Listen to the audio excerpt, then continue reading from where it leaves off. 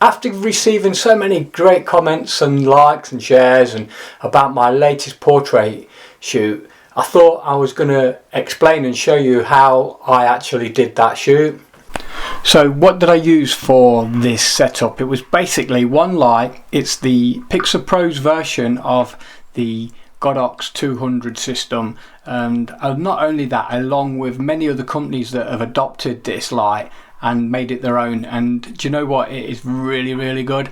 So what do you get in the case? We get one charger.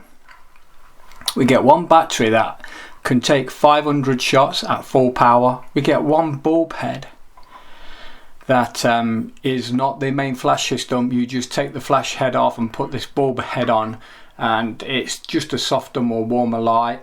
We also get this adapter head that goes onto the Pixa 200 light.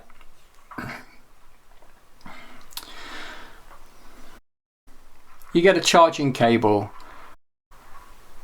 and last but not least, the actual Pixa 200 TTL lighting system, which weighs around 1 kilo.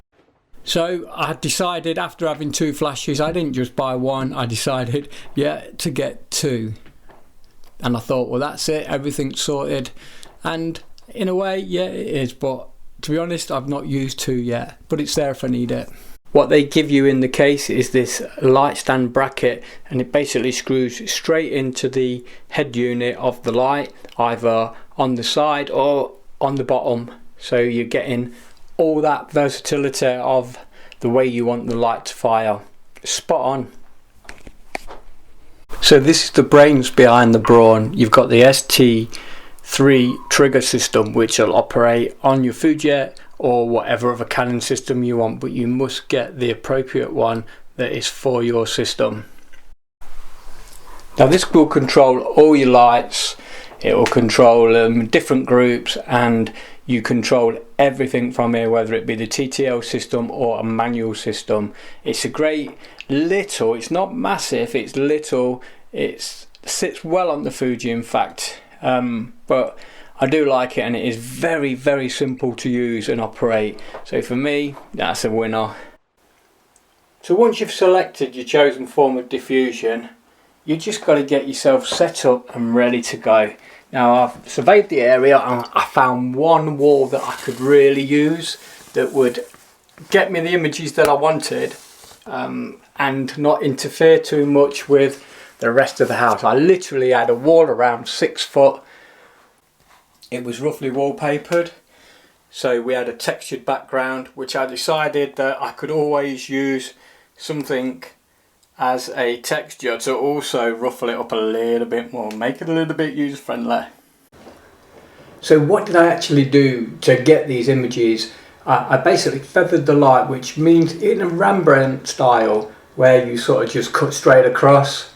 So the softbox was let's have a look. So I've got the camera, I'm looking at the subject, the softbox was here to my right, and that is the front of the softbox, like aiming at the subject. Well, it was turned like that, so this is the back of the softbox, and the light skimmed, literally just skimmed the subjects, giving like a Rembrandt style of lighting, which for this worked perfect because I wanted to put my creative flow onto these. But I just want to thank everybody as well for the support with these images. I mean, I didn't expect them to be as warmly welcomed as they were, but they are lovely photographs, I must admit. They are very, very, very nice. The edits on there are my usual portrait edits, and they are just lovely images.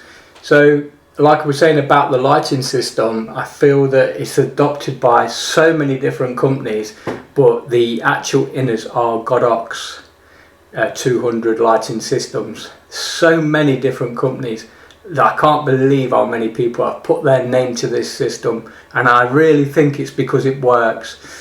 Sitting there, the light was firing every single time, didn't miss a beat, and the way I'd got it set up was in that style that the other people that was not being photographed at the time was blinded by what they were seeing. The light was just so powerful, and I can't remember what the setting was now, but it was under half. I know that for a fact. It was well under half. It might have been something like 32 or 16th.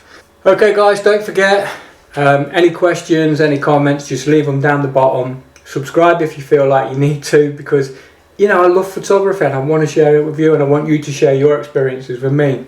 Also, the other thing that I find quite important, if we want to discuss photography along with a lot of like-minded people, please go over to the CT Tours group page, because we're having a lot of fun over there.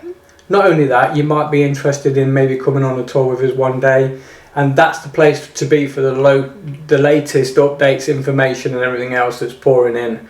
Other than that, there's just one thing left to do, and that's get out and shoot, guys. You know you want to. See you soon.